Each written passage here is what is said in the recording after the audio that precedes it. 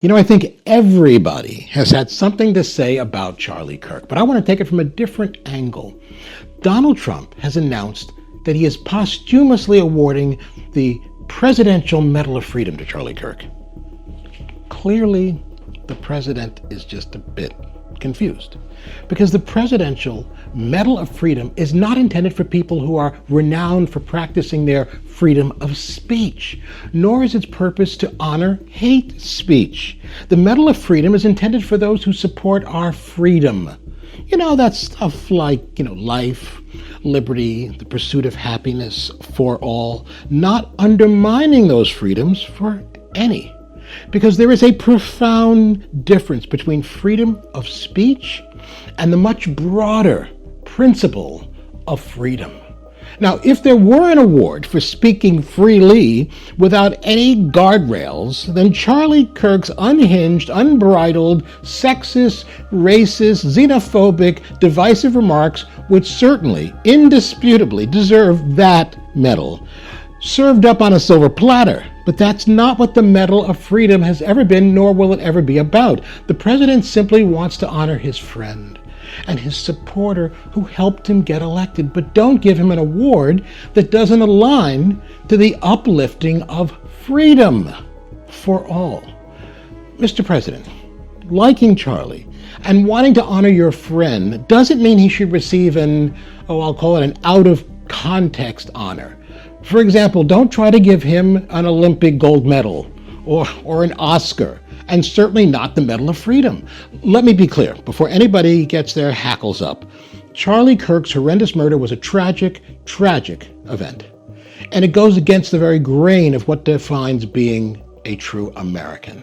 That unspeakable act of gun violence was just that. It was despicable, and his killer should be prosecuted to the fullest extent of the law.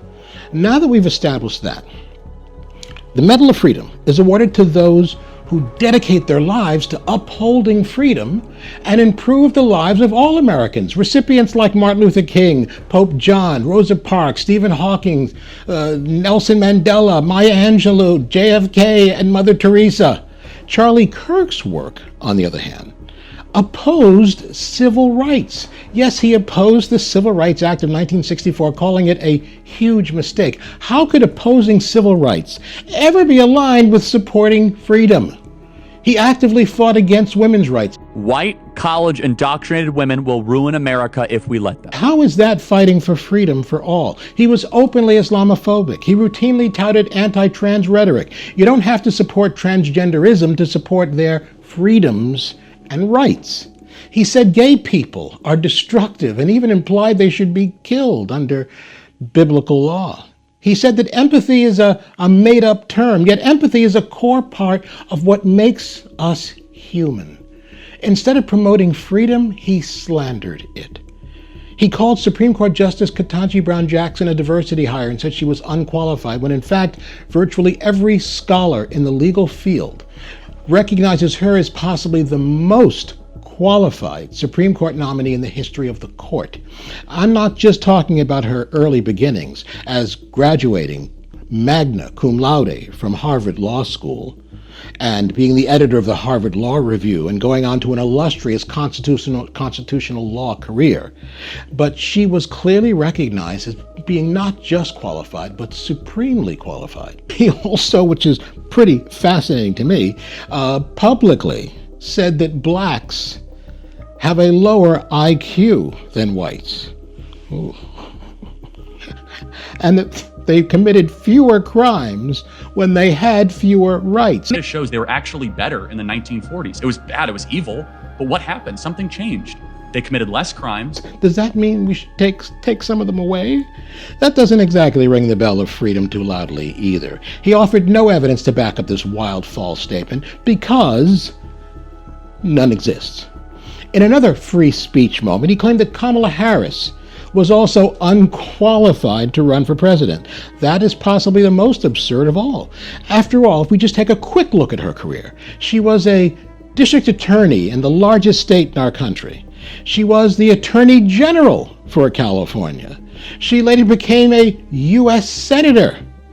And then, as we all know, was the vice president of the United States for 4 years. If that doesn't qualify her to run for president, I don't know what does. Yet he found it appropriate to besmirch those qualifications. Last year, Charlie was quoted as saying, "If I see a black pilot on a plane, I'm going to be like, oh boy, is he qualified?" Creating fear and suggesting that it might be dangerous to fly with a black pilot. Like, I'm sorry, if I see a black pilot, I'm gonna be like, boy, I hope he's qualified. The reality is, there hasn't been a single commercial airline incident involving a black pilot in airline history. But Charlie's freedom of speech allowed him to make that false and divisive claim. Suffice it to say, Charlie's free-speeching rhetoric is the opposite of promoting freedom for all, what that medal of freedom is all about. Maybe instead, Mr. President, you should give Charlie's family one of those wonderful triangle folded American flags. Your personal sympathies and support, and maybe a plaque on one of the walls at Mar-a-Lago. But let's reserve the medal of freedom for those who truly deserve it.